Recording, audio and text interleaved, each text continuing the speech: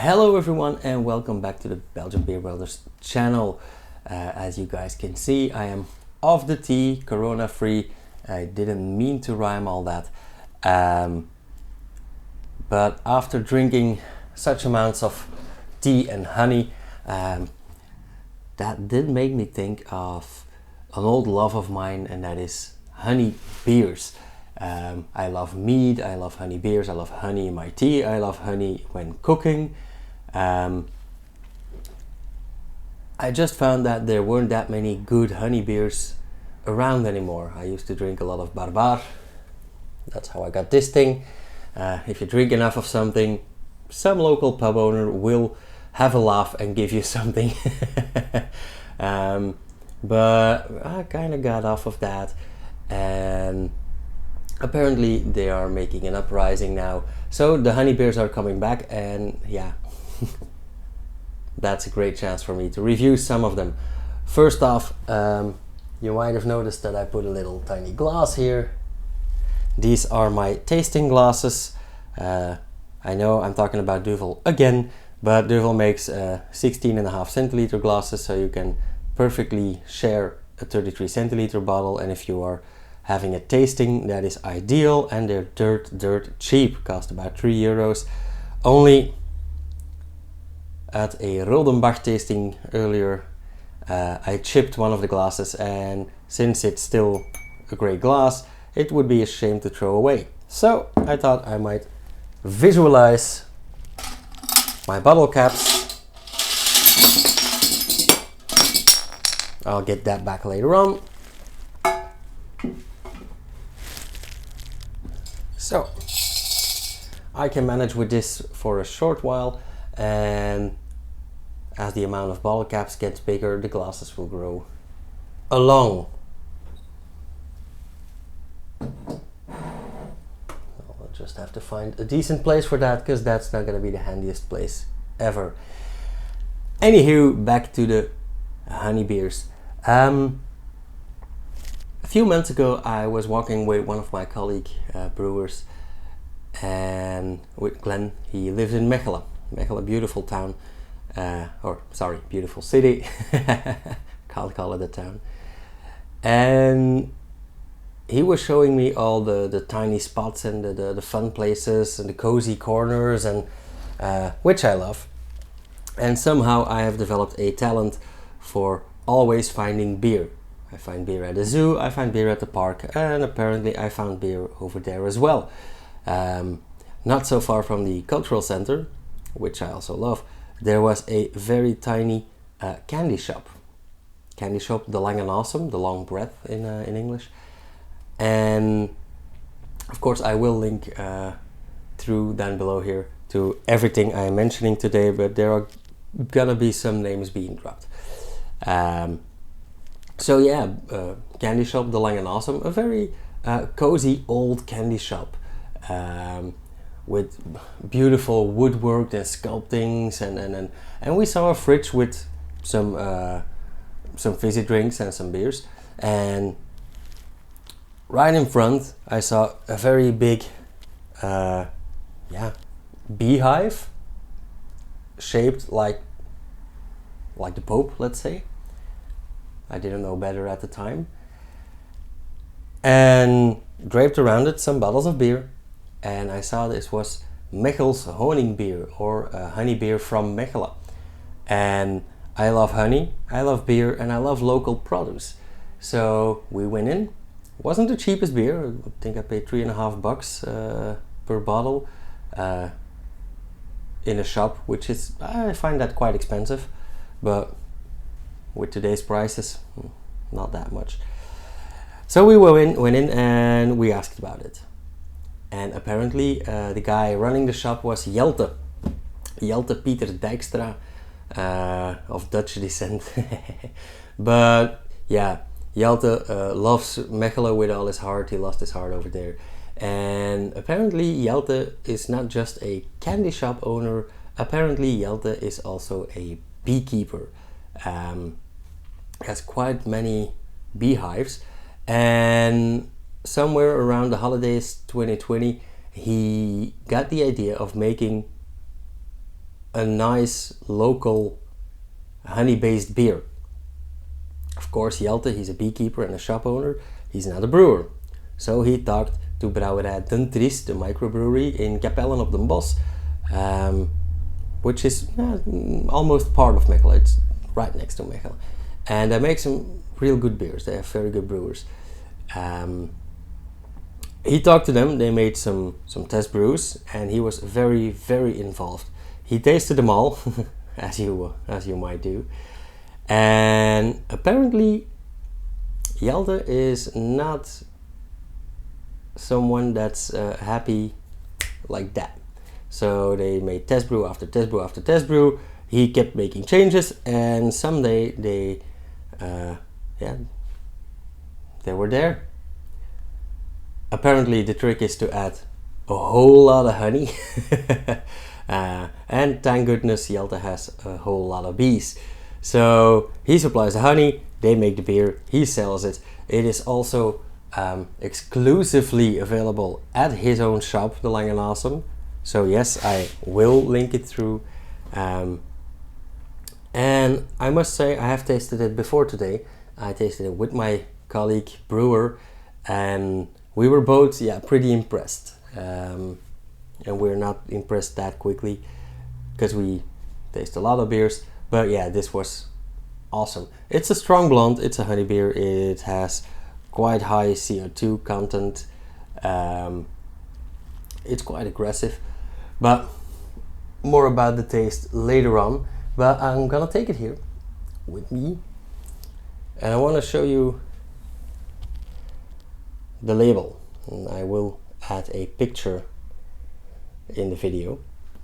This label shows the beehive that was in his store, and apparently this is not the Pope or not Sinterklaas as we know him. No, this is Saint Ambrosius, and Saint Ambrosius did ring a bell because I have a friend who is a meadhead, and I don't mean M-E-A-T, I mean the honey wine. He's in fact not just a meathead, he's a specialist. He also has his own shop and imports mead.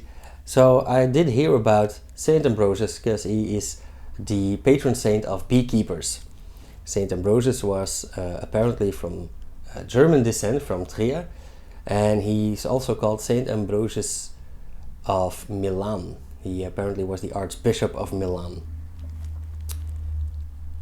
And in honor of Saint Ambrosius, a lot of beekeepers make or buy hives in his shape. Only here you see the beehive with some bees and his staff and his hat holding a nice foamy beer. Of course. What else can we see? It says zoetgoud here, sweet gold. Zoetgoud is Jelte's name while keeping bees. It's Dutch for sweet gold, and yeah, I think we all understand that pun. And on the other side it says Mechels Honingbier, gebrouwen onder het wakend oog van Saint Ambrosius. So brewed under the all-seeing eye of Saint Ambrosius. And then there's the story of Saint Ambrosius and beekeepers braiding their beehives in his honor. Something else we can see here, and that is quite surprising, is it's a 33 centiliter bottle. That's not the surprise, but it is a 9% ABV beer. 9%, that is quite high, that is quite a lot. And yeah, as we're gonna taste, it's also a bit treacherous. I'm gonna wait for 2 seconds because it's already very active. I already see some foaming in the neck. And we're safe. It's a bit high, just about right.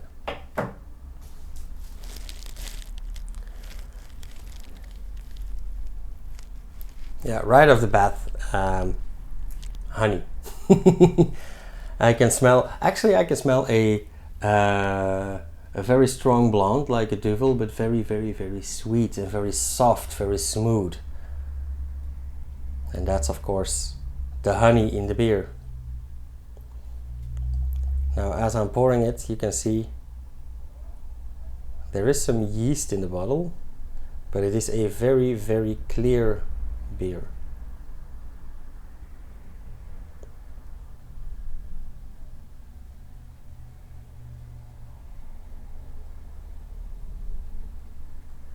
I must also say that this is a beer that keeps quite well, because if we believe the bottle, we can keep it in our fridge until 2023. Yeah, April 23. So, and I believe these are brewed somewhere in the beginning of 21. So yeah, 2 years, not that bad. I said it was very clear. It's a very crisp, but now that I hold it against the light, it's a bit hazy. Let's hold it against the light here.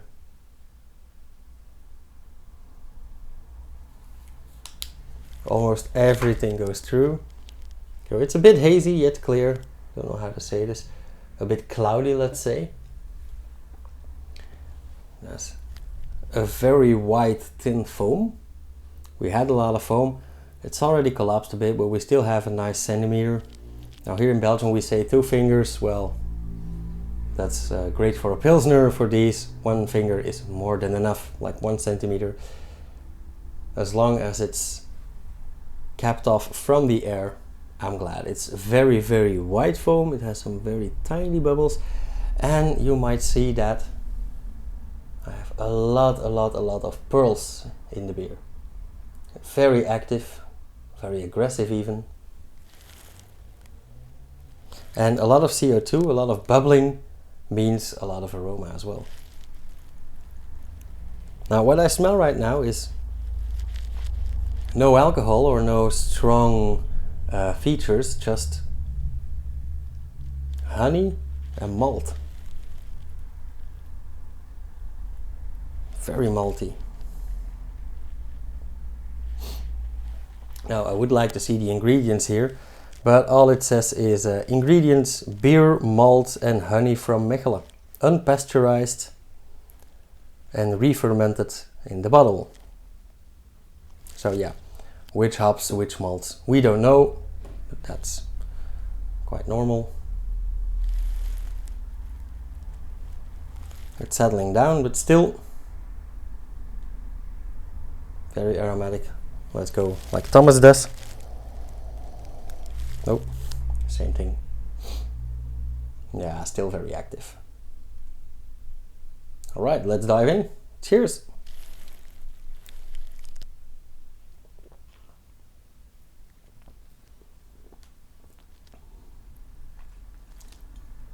Very strong right from the beginning.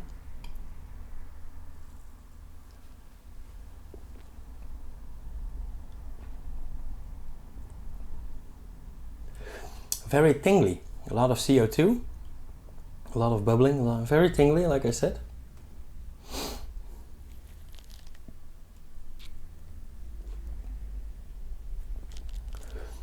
And just like the aroma, very malty, very full, very rich, a lot of body. I don't like when I have to chew a beer, but this is very rich, very full. I can feel it like until the back of my tongue and in my cheeks. It's very present. Also the honey taste, of course, and it tastes a bit heavier than it smells. Like right now I get this heavier honey taste. It's like well, I haven't tasted honey in its raw form, of course, but yeah, it does taste like a heavy flower honey, not the crap you buy at the supermarket.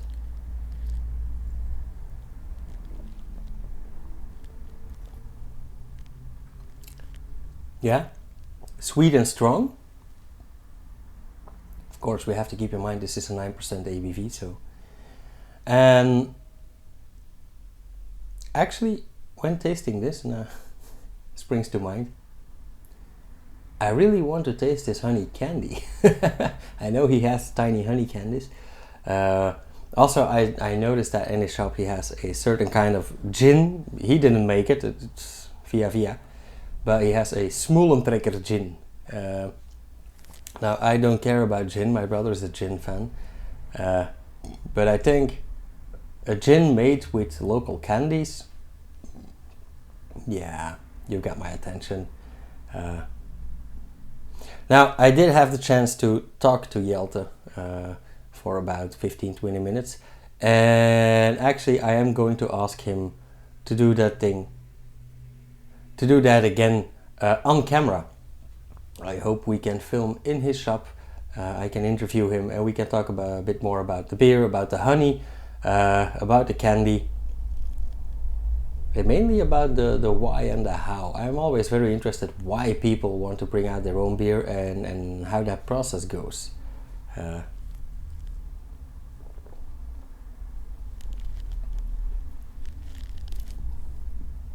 Yeah, the honey is very, very present in the aftertaste. A lot of aroma is left behind in the back of the throat.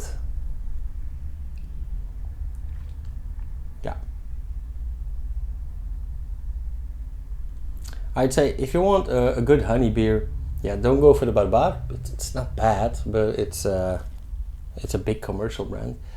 And as all commercial brands do, yeah, you understand what I mean. But apart from that, go for something like this, something that's quite expensive, but also quite expensive to make. Honestly, with these prices, I think he has a standard margin, so I don't care about that. I will be reviewing some other honey beers in the near future, but I might be biased about those. I'll tell you about those later on. And yeah, until then, like, go out and get yourself some locally sourced honey from a beekeeper around the corner and get yourselves a good beer. If you can get yourself a good honey beer, please let me know. I'm always on the lookout for names for new beers. If you can get your hands on one of these, that would be awesome. If you go out to Mechelen and buy one of them, say hi to Jelte from me. Hey, I'm Cedric, Belgian Beer Brothers. And yeah, just enjoy. I'm very much enjoying this one and I'm gonna enjoy it a bit further. So thanks you guys for watching. Like I said, let me know in the comments if you taste it or if you have some other honey beer tips. And